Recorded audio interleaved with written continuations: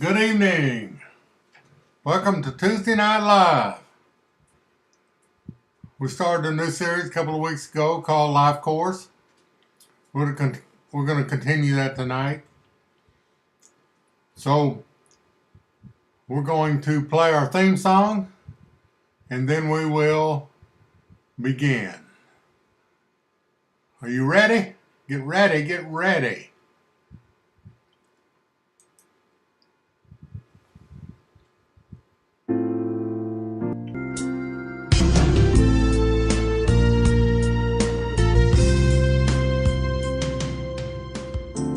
Lift the load from my shoulders, shake the chains from my heart. A brushed and silent voice within, declare a new start.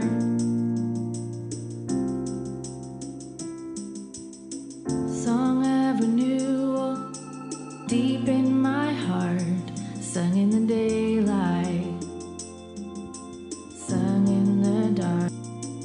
Troubles in this life weigh on my mind, but I live stronger, stronger, to leave them behind.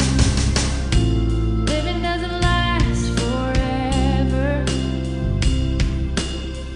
I wanna live while I'm here. Recovery is on the way, breathing the wonder. Today is not forever. Dream big, see clear. Life is now or never.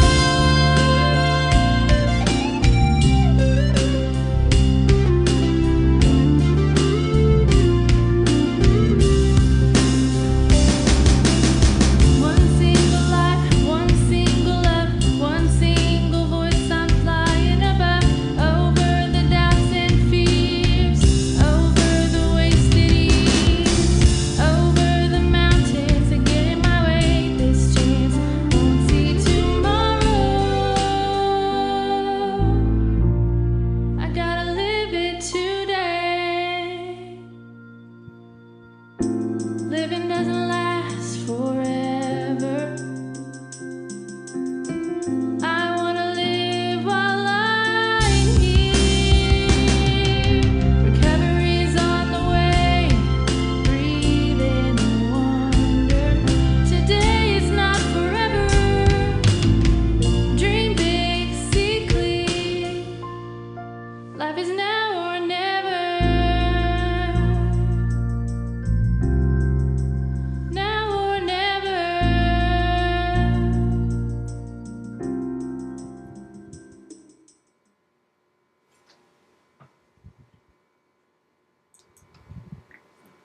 We talked a couple of weeks ago and a little bit last week about Lewis and Clark when they mapped out the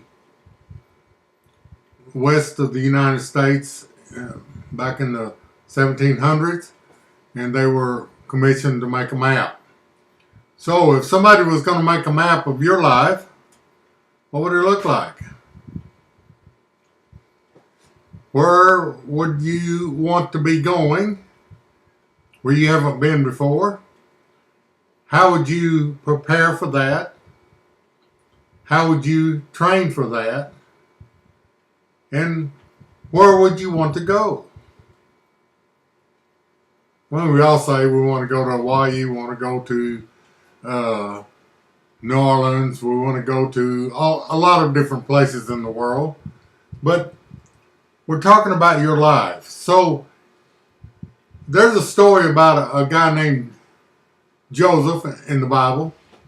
And he was a young man, about 16, 17 years old. And he had this dream that he went and told his brothers. He had 9 brothers, that's a lot.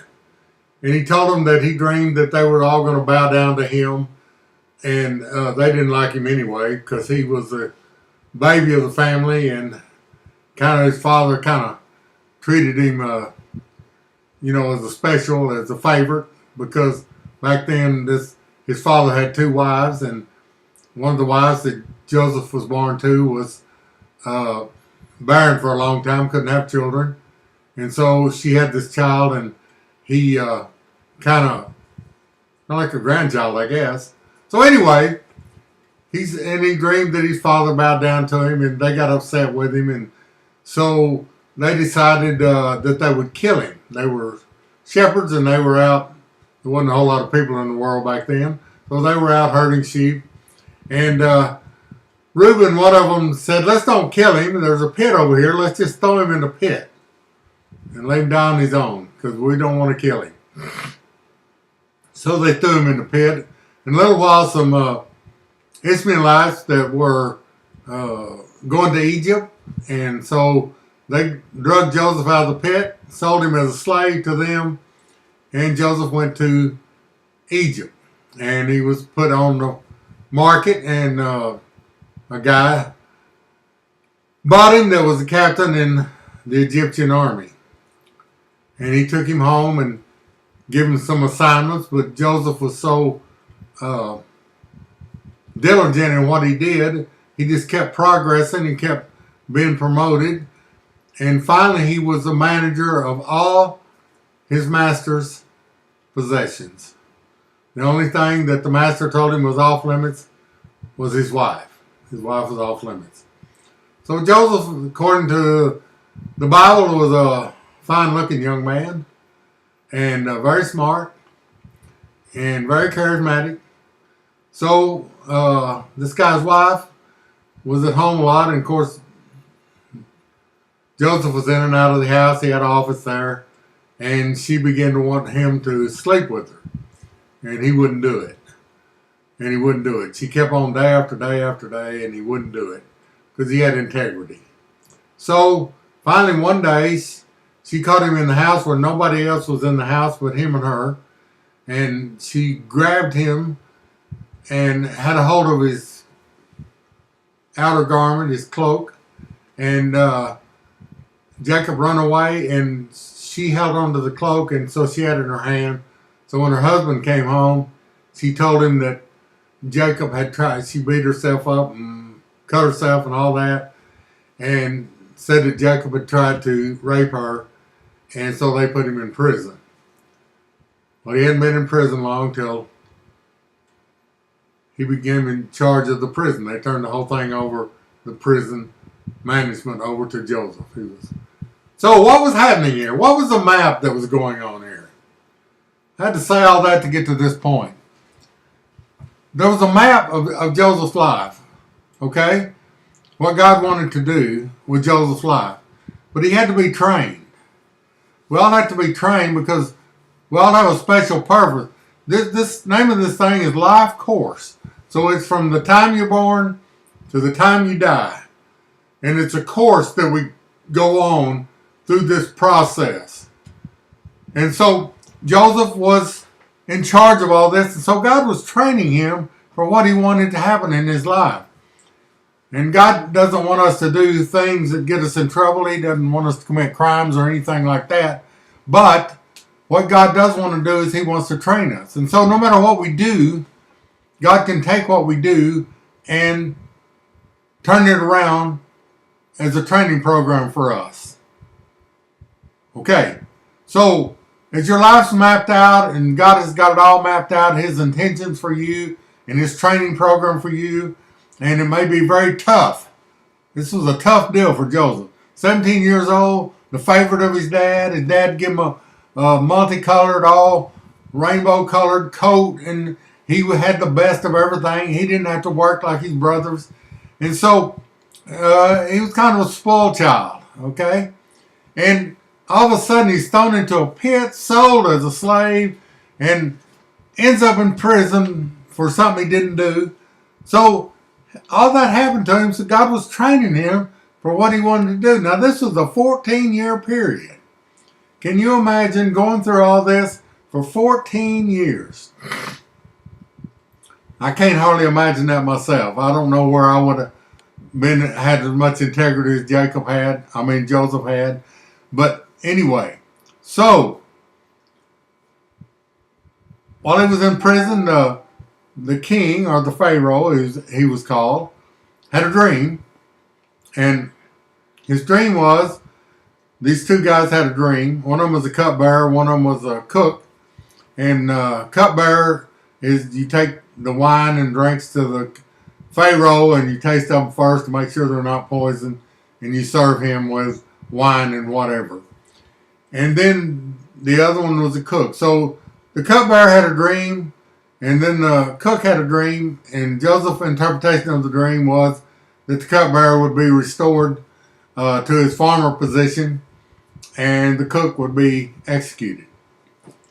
And that's what happened.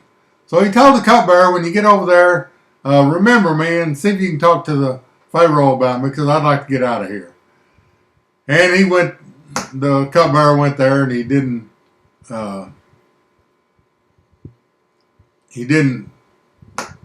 remember about that.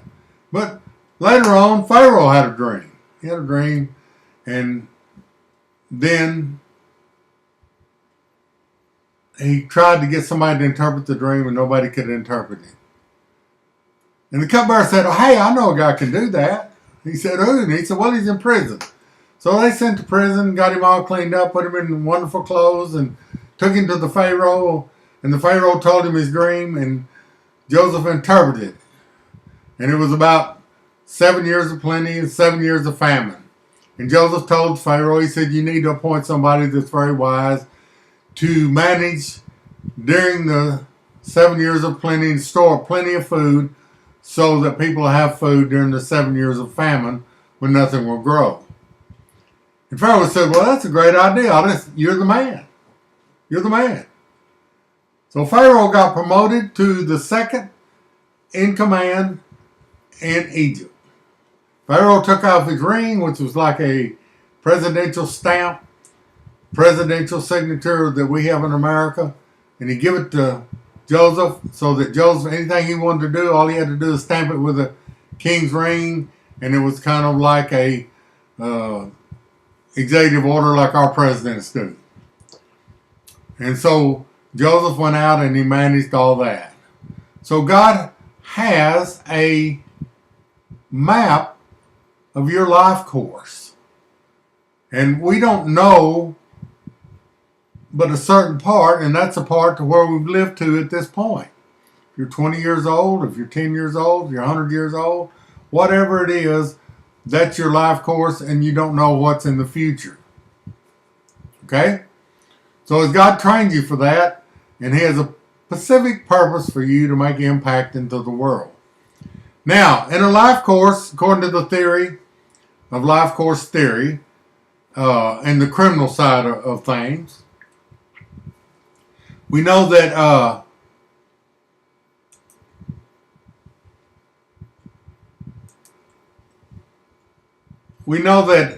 according to statistics, that if you begin your criminal career at 10 years old, the likelihood that you'll serve a lot of time in prison, multiple times maybe, but a lot of time in prison, are very high. Now, if you don't begin your criminal career till you're 17, the odds of you spending a lot of time in prison are low. So hopefully you didn't start out at 10 years old in your criminal endeavors. Okay? Hopefully you didn't start out at all. But hopefully you didn't start out at 10 years old. So your life course is that. I knew when I was a kid there was a guy named Arthur, with the same name I have, of course, and a guy named Jimmy. They were brothers, and they had a couple sisters, and their mother taught them how to steal when they was 4 and 5 years old. Both Jimmy and Arthur and one of his sisters all ended up in prison. Jimmy spent years in prison for attempted murder.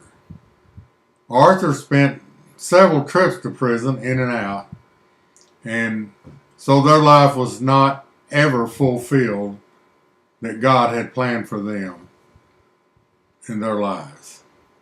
I knew both of them, ministered to them when they were in prison. So that was something that happened in their life that God did not want to happen. So we want your life course to be good. So if you're into crime, if you're into drugs, either taking drugs, selling drugs, if you into pornography, if you're into any of those things that will destroy your life, we want to help you transition. We want to disrupt your life. We want to help you transition into the life that God has intended for you so that you can live a wonderful, great life, have great relationships, great friends, great family, great job, and manage your life well and impact our world for God. Joseph, when he was thrown in the pit, I do not think at that moment he was thinking about that he would be second in command in Egypt someday. I don't think he was thinking about that at all. Do you? So, if you've got into a disruption in your life, whether it's crime, whether it's bad relationships, whatever it may be, the disruptions in your life that has stopped the process that God planned for you. And we want to help you make the transition back onto the course that God had designed for your life. Not everybody, we're not talking about being a preacher, we're not talking about being a deacon necessarily, we're talking about being a world impacting person that can help other people. Maybe you only go to AA, but you have a great testimony and you have a great deal, and you help a lot of people that way. Your children, you can train them up in the way they should go so their life doesn't become disruptive. And their life is trained very wonderfully. They don't have to go through all the pain that you and I went through because of our disruptions that we caused in our own lives, okay? Maybe your parents caused disruptions in your life. Maybe they abused you when you were small. Whatever happened to you, maybe somebody injured you. Maybe you became injured. A lot of disruptions happen in our lives. So how do we transition out of those things into the life that will be wonderful? Not a chaotic life. I'm not talking about a life that would be boring. I'm talking about exciting things. My life with God is so exciting. Okay? A lot of things that church people tell you about you can't do this, you can't do that, and you can't do this, and you can't do that. It's not true. Okay? God gives us a set of things and suggestions that He wants us to do. If we do those things, we'll have a better life. We'll have a wonderful life. But it's not boring. It's not boring. Okay? So let's transition to a wonderful life. Okay? Let's do that. Well, it's time to go again. I'm not going to start a new scene here. I'm going to wait till next week because I only got a minute or two to talk. So thank you for tuning in. Tell your friends about the podcast. Next week we're going to get into some transition issues and how to transition out of where you're at and how that can work for you. So here we go. Got to go again. It's time to go. We'll see you next Tuesday at 6 o'clock for a continuation of Tuesday Night Life Course. God bless you. Go with God. May God bless you and keep you and pour out His Spirit upon you. Give you His instructions clearly and concisely. And you just have a wonderful time this next week till we see you again next week.